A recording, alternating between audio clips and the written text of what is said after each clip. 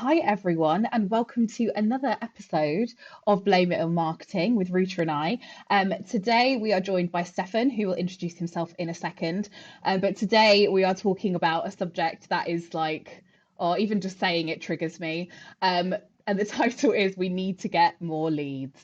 So, Steffen, over to you. Please introduce yourself.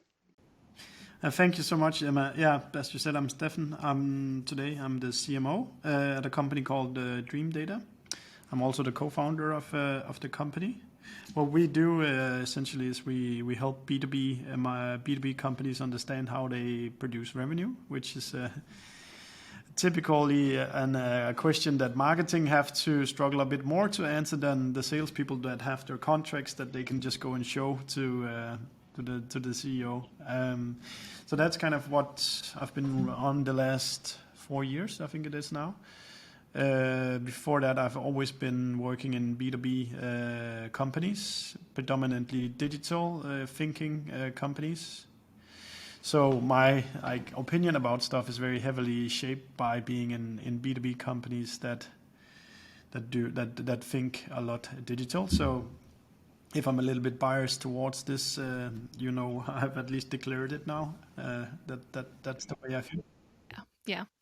It's always good to know where the baseline is, though. So thank you for saying that. Like, let's jump right in. I know me and Emma have heard this probably more times in our career than we should hear it, probably. But oftentimes you're going to be sitting in a meeting and somebody's going to show up and they're going to be like, you know what, guys, we just need more leads for marketing. Where do you think that comes from? What do you think intention behind that is normally? Let's say if it's a sales leader or a CEO, and where do you think that can go wrong and that thinking can go wrong? Yeah, I think it's both. We need more leads, or the leads are poor, or we don't want to spend time on the leads for marketing. I think there's a lot of sayings around that. I think a lot of things. I think so. As like I indicated a little bit in the beginning, the nature of being in sales is at least a bit easier when it comes to proving your value or not, because it's when you're in B2B. The scorecard is that you sell something, and who's selling something? That's the salespeople. So, like whatever happens, as long as they sign contracts, some companies don't ask any further questions. But then when periods like this arrive, where there's a bit more economic turmoil, people are a little bit more conservative, people start asking questions. Why do we spend money on marketing? Are the leads that are coming from marketing worth anything? What is the value of marketing? And the reason why I say that is that typically you see companies have an outbound team that books meetings by calling or writing emails. And the ROI of this is fairly simple to understand. Like, you have X amount of meetings booked per month, you pay some salary to these guys, you see how many meetings they book, and then you know what a meeting costs.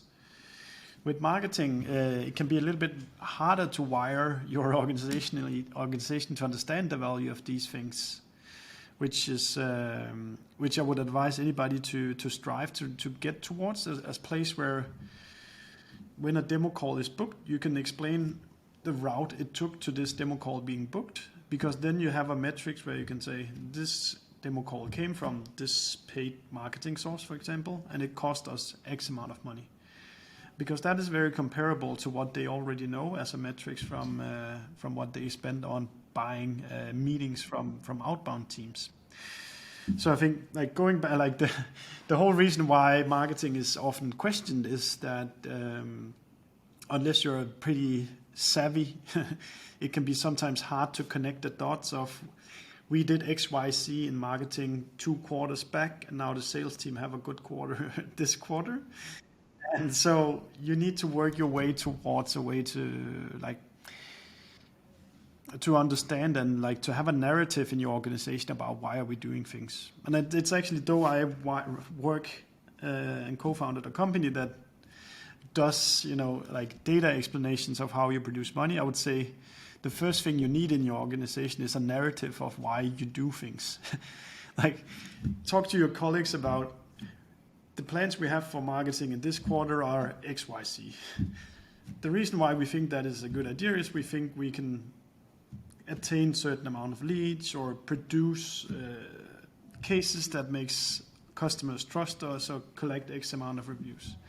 And then you want to see if that narrative holds water when you tell your CFO, the salespeople, etc., that this is our plan. And if that doesn't work, then maybe that's a good place to start before you start trying to technically prove what's working and what's not working.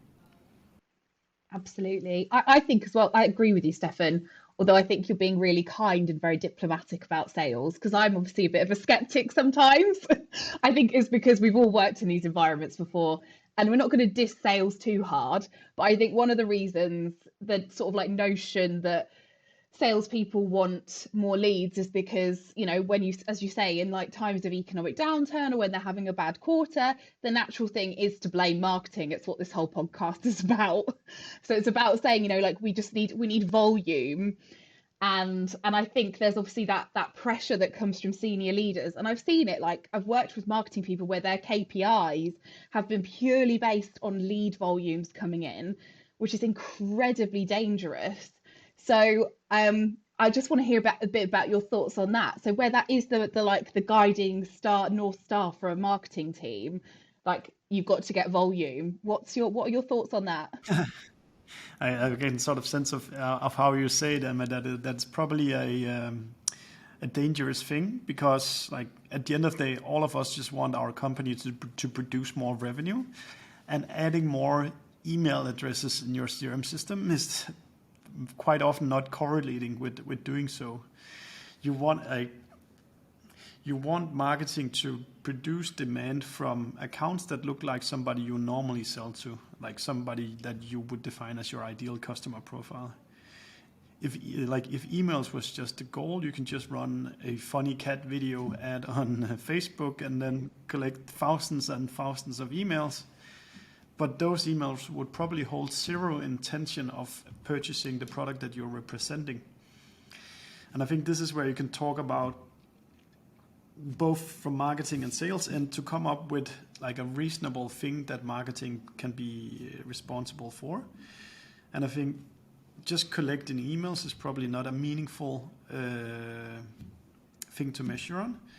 It could be to measure, and would even say like revenue can also be a little bit too much to measure on, because the marketer cannot be responsible for the salesperson not being hungover, perform badly, not follow up on email, etc. So maybe it's more fair to judge marketing on, let's say, quality demo calls booked. So that is, or maybe even quality demos held. So kind of these demos that we hold, do they look like normal ICPs, ideal customers for our company? If they do so, it's hard for marketing to like reach much further into kind of the chain of responsibility. I so agree. I think when companies say, "Oh, we need more leads," it's never from a place of bad intention. Like we all want to do well, but I think when you don't specify what kind of leads you want, or kind of give it more of a qualification, then the marketer is only left with basically a number that they have to hit, and it just incentivizes not great behavior and not great marketing to get to that point, because if they know that that's what they're going to be measured on, then that's the number they need to get, and you know that's the deal. So yeah, I think qualifying a level of lead is so important, and will drive to a lot better incentives and behaviors from the marketing team, which is something that I think a lot of senior leaders maybe don't add in. Maybe it's, you know, something that they think is just obviously innate, but then again, if you ask someone for 1,000 leads, they will give you 1,000 leads probably. It's just we don't know what those leads are going to be, you know, rather than maybe 20 good ones. So yeah, I think that's how it kind of slips and happens. At our company, we're really focusing a lot on the amount of accounts that each sales rep has at a certain time. We have like when you have spikes of demand, and then when let's say that salesperson is at twice the amount of accounts that they should be owning, then the calendar starts to look completely stacked. So there's zero time between each meeting. and then they forget the follow-up, they don't prep for the next meeting, etc. And that in some cases we actually sell less than when we're not busy. So kind of like you really need to monitor also like how booked are the salespeople, and if they're too booked, then they cannot extract more value out of the leads that you put in. So that is something to measure, and I think that is a discussion we as marketers should take with the sales leaders. How busy is your team at the moment? Do we need to increase the demand at the moment, or is it fine? Can we leave it as is?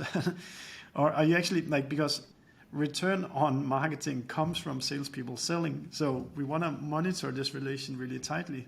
Is it crap we put in? Is it too much quality? Can never happen. Are they too busy and should you save them? Yeah. So that's one metrics I would advise people to monitor as well. And I think my best advice in any situation here is really to make sure that the sales team and marketing team are friends, that they speak together, that they meet physically and digitally. So stuff like this doesn't happen. Like get out of your bunker or silo and speak to the other half. Yeah, I think the other thing is it depends where you are on your growth journey, right? Because Ruta and I have experienced this, right? So marketing get going, we're ramping up, we're spending loads of money, we're doing loads of good shit, and then what happens is we're filling up the pipe with leads from organizations that are bigger, let's say, for example, and all of a sudden people are like, well, we don't know how to close a deal from an enterprise organization. What have you done? You filled our pipeline up with stuff that we don't know how to handle.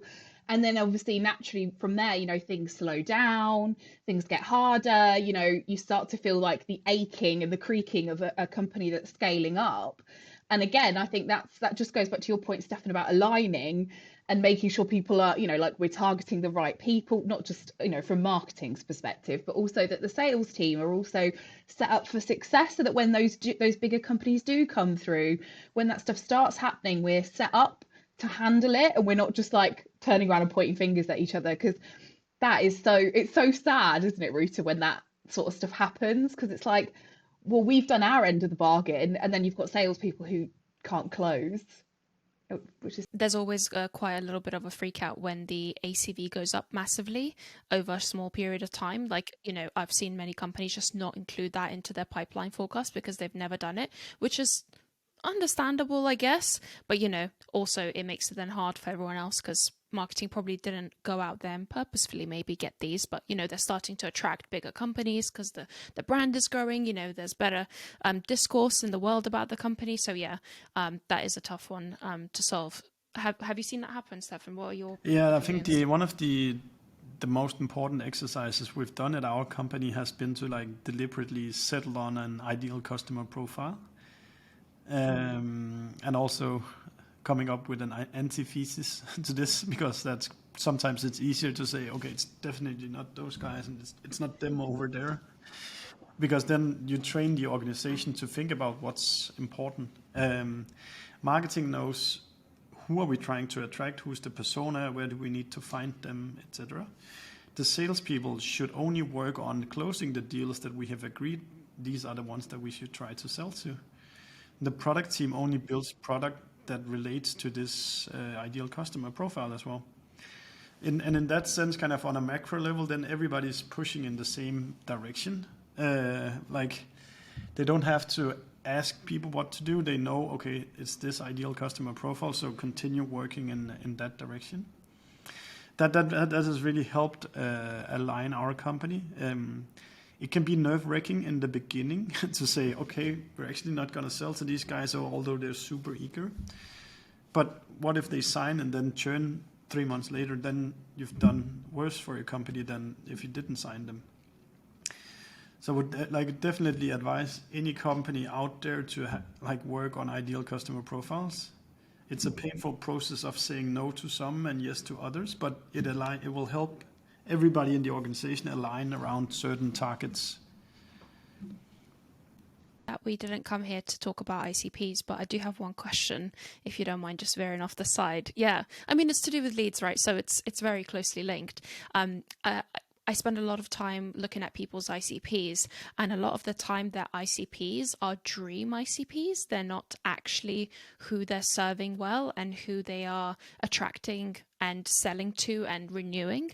What is your experience with that, and do you have any advice on how to do an ICP well? Because obviously there is some sort of aspiration that you can put into an ICP, but it's, if you're currently selling to small to mid-sized companies and your ICP is enterprise, you're probably going to have a tough time switching to that very quickly. So we're a subscription business, so I would heavily focus on who becomes happy customers. So you don't try and go out and attract people who will not become happy customers, that will just end up churning afterwards. So it can be a little bit different if you sell one or more like one-off products.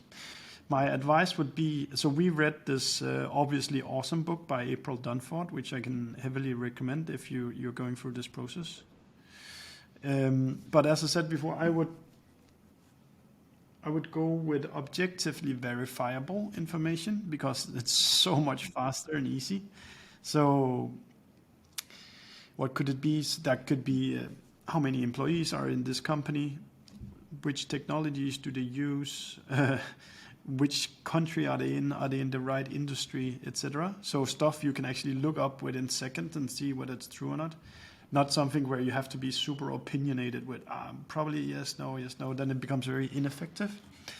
And then I would probably advise people to start with antithesis instead. So kind of who is it not? Because that's easier to say like explicitly it's not these kind of people. And then little by little you can start working your way into, okay, but then who are these people that we should go for?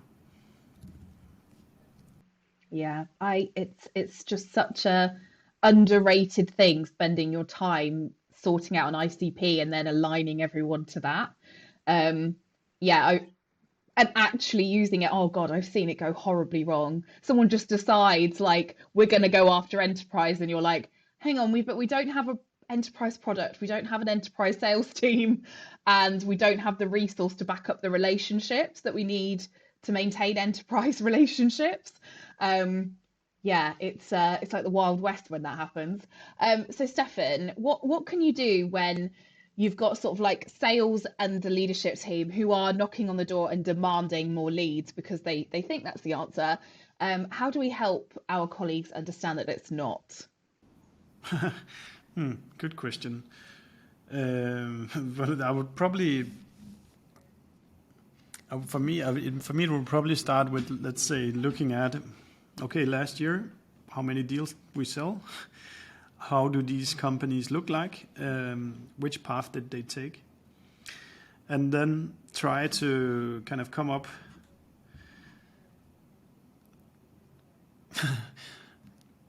I guess there's also like, once the data is in place, it's much easier to do analysis of, so we won 100 deals, 50 of them was of this kind, and they took half the time to convert, and the conversion rate was 20% instead of 2%. So as good as I can, I would try to I think address it with conversion rates of like the quality of the demand. It could be stuff like when we get at gmail.com email in, we sell to 1 out of 1,000. When we get a professional email in, we sell to 1 out of 100, or metrics like that. I don't know. Does that make sense, guys? We would always say go back and look at those sorts of things, like your conversion rates, you say like how long your sales cycle is, how long it's even taking things to work its way through the marketing funnel, and compare and contrast the two so that you're looking back at the actual information in front of you rather than a kind of like a feeling that people have got, or I think it comes from a sense of panic. So in a way, I feel like it comes from a good place, because understandably there are times where people are like, things aren't happening quick enough, we're not closing enough deals. But yeah, you've got to be able to go back and look up and back it up with the data. But it is hard for marketing, because I do feel like sometimes we play the kind of like mediator in the middle of all of it, who are like, no, look at the data. Yeah, or you don't have the data, unfortunately, which, is hard to get if you're not collecting data accurately from the beginning. To go back and dig it out, it can be difficult. But I would advise people to actively take the fight. because it's so satisfying to go to work where you believe you're doing the wrong things, and kind of if they're saying one tactic that you believe to be completely stupid, then I can guarantee that you'll become unlucky at work quite fast. But on the flip side of that, there should also be possibilities to do a rational explanation of why don't we have a limited budget, so we can't just boil the ocean to pull in any lead we can. We need to be super focused on those that fits our ideal customer profile, and then we can celebrate when we bring these people in instead. Also, like, imagine the amount of salespeople you need if you bring in 1,000 or 10,000 people versus if you just bring in 100. It's a lot less sales salary you have to pay because they only have to deal with higher quality stuff. Yeah, and I think also it's important to, if you do go into having that conversation, to come up with some alternatives at the end of basically your data presentation. So it's not just you saying, oh, no, we don't need more leads. You know, you're explaining how you're going to get to maybe the revenue number you need, but through other means of conversion rate, increasing the ACV, whatever it might be, that's actually more practical to do. Depending on your industry, you could probably even like triangulate how much demand is it really available here. So like for some B2Bs, it's niche enough to say, look, it's 1,000 accounts in the whole of UK. If we see 50 of those every month, we should be quite happy. So I can't attract more demand because we're sitting on all of it. So I would at least consider if I'm in a business where you can kind of triangulate how much would a good month look like, and try to talk with the management about, are you realistic in the numbers you expect us to produce? Yeah. That's a great point. I think I worked with I didn't work with them, but I started talking to someone who basically had 120 accounts in the UK that they could go after. And there was a huge misalignment between them and the senior leadership, who thought, there was infinite TAM and infinite demand, but there was literally 120 clients that they could go after. And they were like, here's the plan. And they were like, no, that can't be right. So yeah, I think it's probably easier to do that than most people think, to actually get the number of companies that you can work with, which is a nice, interesting experiment, I think, for any company to do if you don't know what that number might be. Obviously, there's going to be some inaccuracy there, but I think it's an interesting number to seek out. So if we're saying that measuring lead volume is just one thing that we measure as marketing, it's important, but it's not the only measurement that we should be looking at. What other things should we be measuring to make sure that we're accurately portraying how marketing is performing? So in terms of you can say the business metrics, I would say go for marketing becoming responsible for the amount of high quality intent that they attract every month.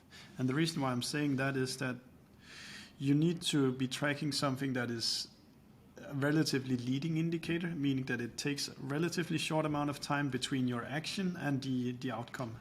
Whereas if you're waiting for a B2B deal to close, it can be lead comes in and then 8 months go by and then it closes. So it's a bit too slow of a cycle.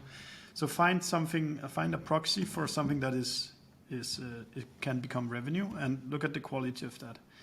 That's one component that I would really try to get in place. The other one is a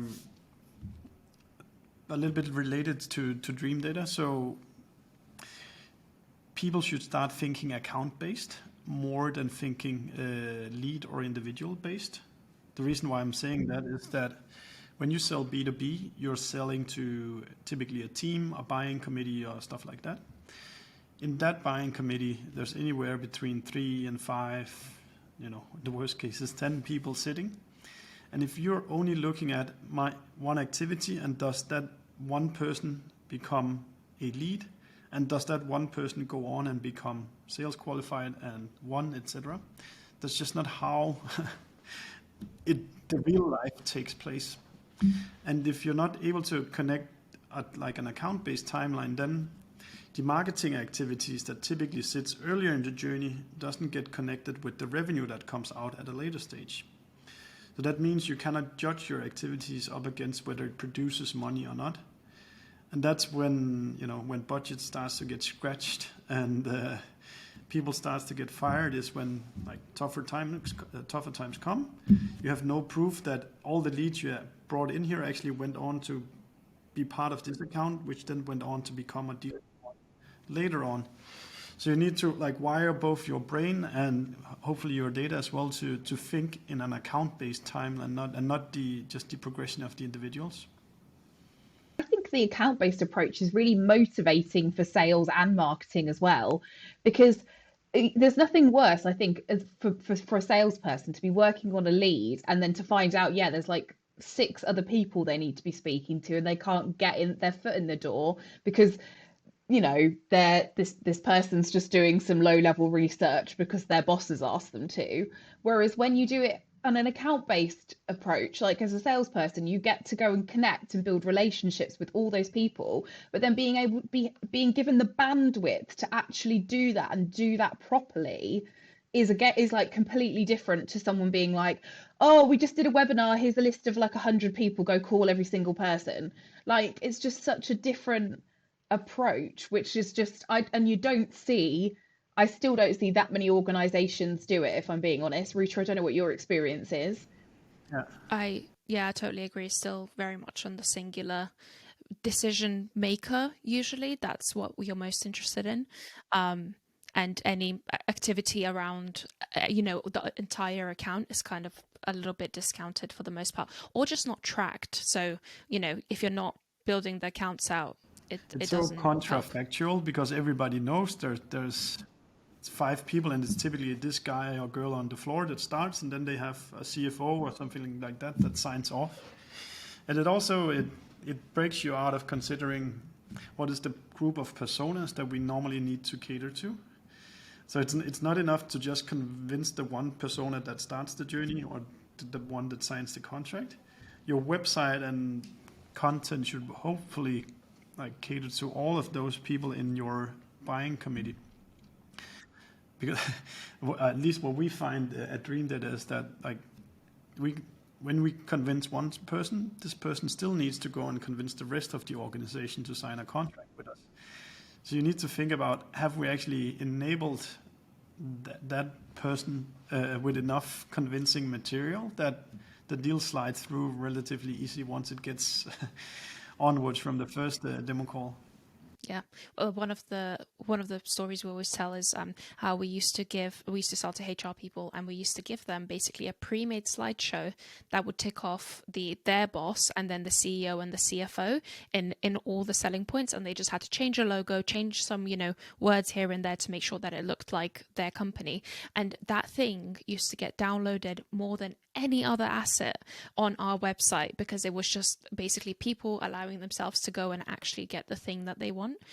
So yeah, selling to the entire ecosystem, and the bigger the company, the deal, the more of that there's going to be, the bigger the buying circle. So yeah, totally agreed on that. That's really cool, Ruth. And in that sense, you could really, if you're a marketer, you should be striving to see what's the whole funnel here from leads to MQL, SQL, new business. Like, where's the biggest drop off here, and where can I can only spend my time once. So do I need to help with the sales enablement, or is it the input of leads that is wrong, or is the demand not the right kind of people that comes in? So that's really cool that worked out that nicely. Yeah, it always worked really well, didn't it?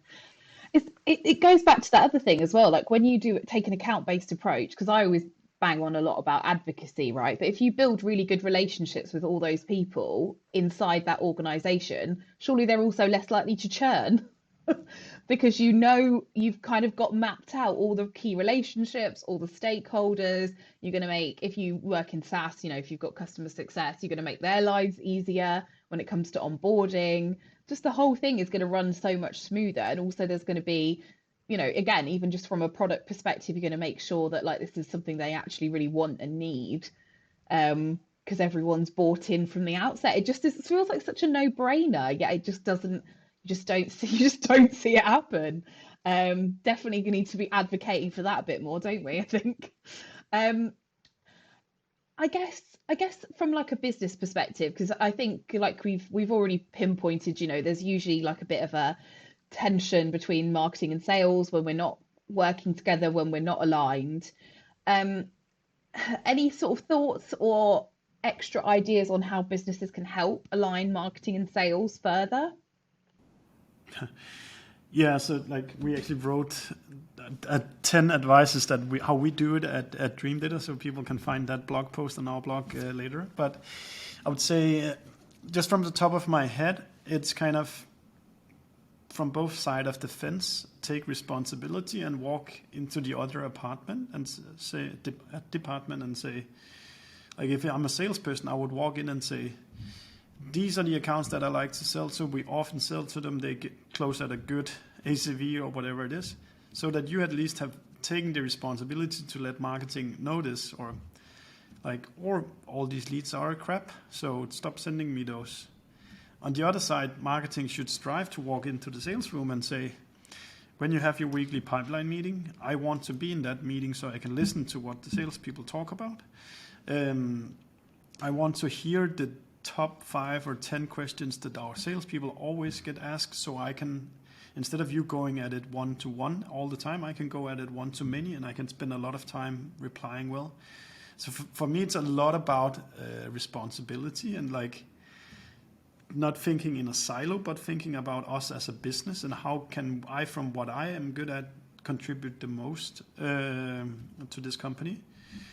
So like marketers sitting sales meetings, sales telling marketing what good demand looks like. That's really what really worked well for us.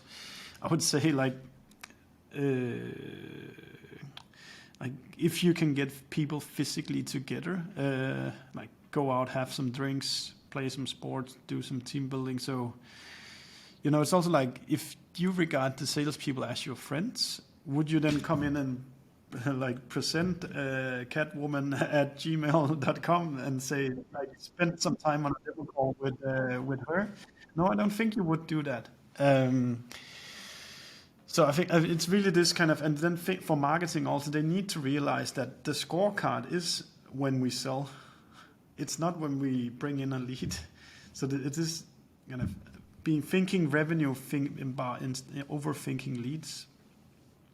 And then, last plug, then go check that on the DreamData blog. There's like 10 more advices on this topic. If you can share that with us, we'll put it in the show notes as well, so we can link that through. I've got one last question for you, Steffen. So obviously, DreamData, you specialize in marketing data and bringing it all together, making it make sense. I meet quite a few marketing people that are quite uncomfortable with data, and maybe they can get the data, but they don't know how to interpret it necessarily. Have you got any resources? Maybe DreamData has some, or any tips on how to just get more comfortable and understand data and it not be this thing that you try to avoid and is a chore? Yeah, and it is, you can say that's part of the reason for why trying to build a product like this, because it is quite advanced what you need to do if you want to do it correctly. So that it's like one component is our product is extracting data out of all the silos that it lives within today and putting it into one data warehouse and then building account-based timelines. That no marketer can do. I guess. How did you get comfortable with data? Because obviously this seems like a passion and something that you love doing. Is it something that was natural, or what was your journey like? For me, it's, I guess I'm naturally, I've always played sports and computer games, etc. So it's about trying to win, and then trying to win becomes like, okay, what does the numbers look like? And if I do more of X, Y, Z, then I can do better. I mean, that could be a great bit of advice then. Try to make it a game, try to look at some numbers and try to change them and see if you can impact them positively, hopefully, maybe negatively, and you're going to learn stuff. The way I work, I think like 9 out of 10 times, for ideas and like creativity, I use my gut feeling for starting the experiments. When I decide whether or not to scale something, to stop something, repeat it, I use numbers. So it's kind of it's a tool, kind of, what does your gut feeling tell? Could you be fun and interesting to do? And then what does numbers say afterwards?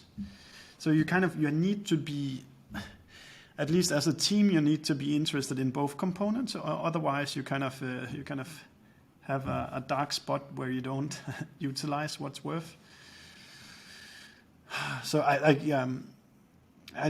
really do recognize that you need to use both parts of the brain when you do marketing, and you have to accept that the world is capitalistic, and to buy ads it costs money, and you need to explain why are we spending this money on buying ads or sending emails or buying software, etc.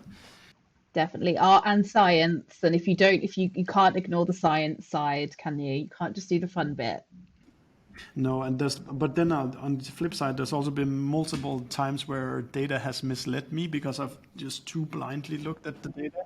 And that's where you're like, if it's too good to be true, it's probably too good to be true. So you need to like second guess what you're doing right now. It's quite difficult though, that whole thing, because Ruta and I talk a lot about this a lot, which is that you need to have enough data and look at it over a long enough period of time to make those data driven decisions. And so often, especially the marketing teams we work with, they're scaling up, or they're just starting out, or they're about to ramp up because they've got funding, and there's literally no data. So there's nothing. And obviously, like, Ruta advocates like a lot for running experiments, short term, all that kind of stuff. um but it is quite tricky when you're trying to build up that picture to start with, because you're like, well, I've got nothing to go off, so I have no freaking clue what's going to work and what's not.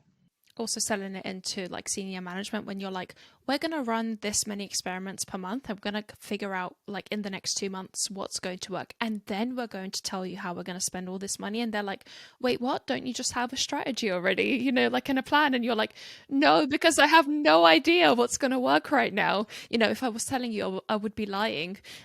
So yeah, that happens. But No, I love that experiments. it cannot be done in another way because things behave differently every time. So I completely agree with that. Like the textbook thing is write down the experiments, write down what success look like, look at what's happening, go back next Monday and talk about, are we happy with what we saw? Should we do more or less of it? Yeah. Like that is definitely the correct way of approaching it. Yeah, it's just not always very satisfying to senior leaders, but they need to learn. They need to get with the program. Wonderful. So thank you so much, Stefan, for joining us. It's been a great chat, and it's so lovely talking to marketing people that are very much on the same like lane as you are. So it's been absolutely great having you. Thank you for the listeners, and we'll be back very soon with another episode.